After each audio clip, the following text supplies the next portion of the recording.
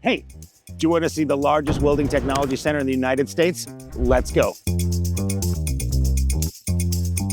I absolutely love this space. So, coming at nearly 100,000 square foot, this building was a little over 4.5 years in its design. We sat down with 32 different industry partners to talk about what a welding technology center should not only teach, but how it should be scaled. We're looking at 196 welding booths throughout the whole building.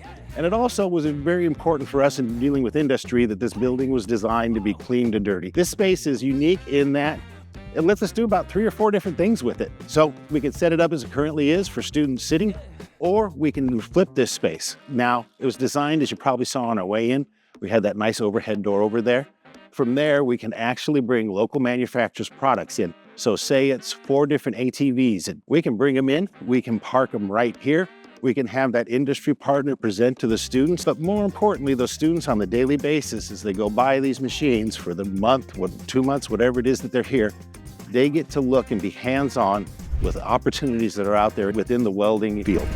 What a great space. Well, you remember how we talked about this building being designed clean to dirty? Well, let's get dirty.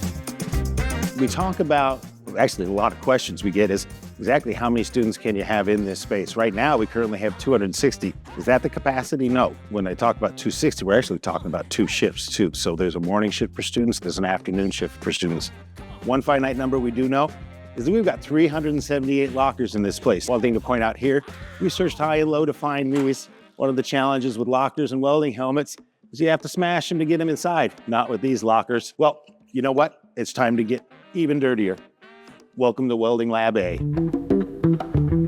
right, welcome to Welding Lab A. Well, Welding Lab A and Welding Lab B are both pretty similar in that they both have 90 bays on each side, but instead of calling them twins, let's call them sisters because they have different purposes each. These rows are sped up specifically for our faculty to student ratio. You'll notice that we have 20 welding booths on either side. This allows one instructor to actually walk this entire row of their students, be aware of their activities, simply by going in and checking in on each one of them. Now, wonderful thing about these is this booth here.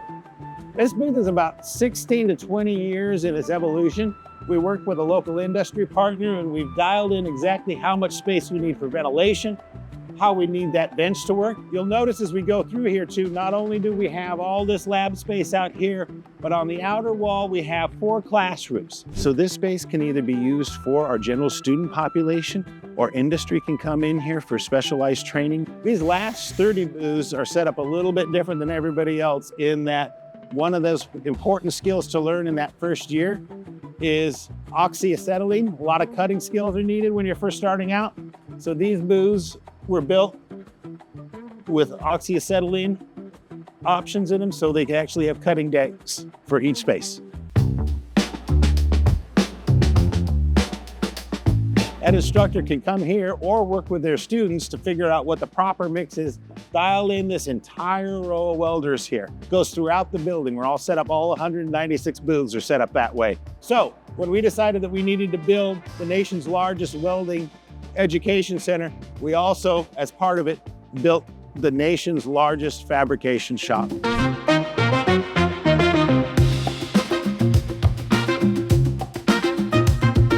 11,000 square foot, equipped with a 5-ton crane. We can handle any education aspect here, from press brake to shears to plasma tables to lasers. Deliveries of steel simply come in this door, we crane them off.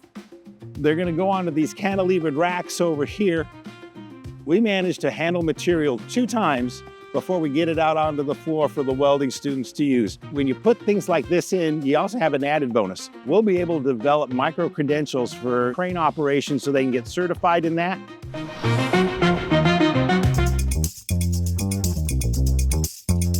Our workforce leadership teams meet with us twice a year. They come in the spring and they come in the fall. They meet with our students and they talk about, well, what this space should look like. One of the areas they are really pushing us to go is probably within the next 3 years, students, when they come into this program, will have a common entry point. So that first year, that diploma level, it'll all be pretty similar. But when they hit that second year, it's what do I want to do? Do I want to do fabrication? Do I want to do automation? Do I want to do pipe welding?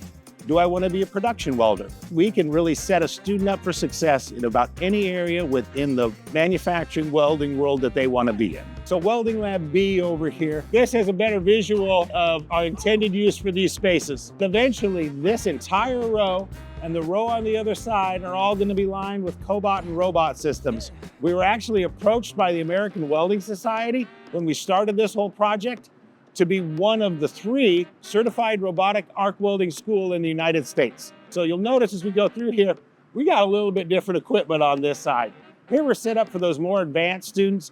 We've jumped from, say, that $5,000 to $7,000 welding machine to, now we're talking in the $14,000 to $40,000 range. When I first started at SCC about 8 years ago, there was probably 7 chairs out in the hallway for the welding students to use. It was very much a place of, come here, take your classes, and go home. Well, you don't have to go anywhere anymore now. If you're a welding student at SCC, you are home. Welcome to SCC's welding student space. It's unique. I challenge you to find another welding education center in the United States. Heck, let's even go outside of the United States that has accommodations like this for its students. They've got their lounge area here. We are a little bit down the hill from the main campus, so we want to make sure that there's plenty of refreshments here, microwaves, all options for them. This student area up here also affords us opportunities we didn't have in the other space. So say you're an employer and you want to sit down with you want to sit down with a group of students and have a conversation. Thanks so much for coming along. I told you this place was amazing. Let's build something.